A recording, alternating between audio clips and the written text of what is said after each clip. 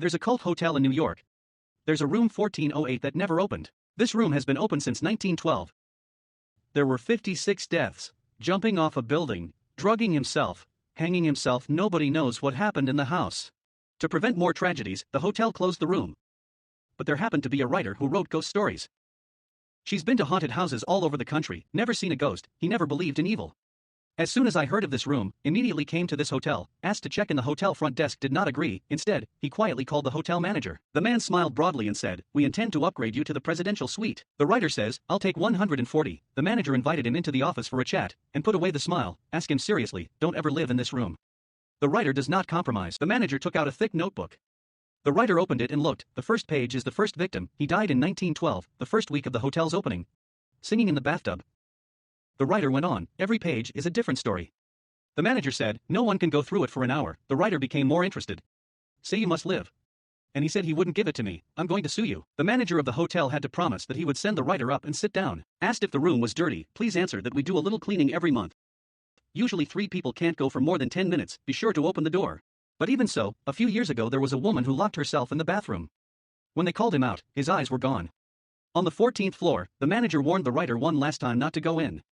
The writer still does not believe, so he was left alone. He started walking toward 1408, walked, I opened my notepad. Looking at photos from the past, one is more bloody than the other. He was fascinated. Suddenly he found himself back at the elevator. Is there some kind of power somewhere pushing him out of the room? He put down his book and went in. He saw a mother in the next room with her baby. Looks like it couldn't be safer. He finally got to 140, put in the key, turned the key, opened the door and turned on the light. Everything was all right in the room. With a sneer, the man closed the door and began patrolling the room. The air conditioner is a little hot, there are stains on the ground, the painting on the wall is a bit weird. The man opened the window and looked out. And that's when the radio remembered for itself. It gave her such a fright. The man looked around. Damn, his bed, it was paved. The man hesitated.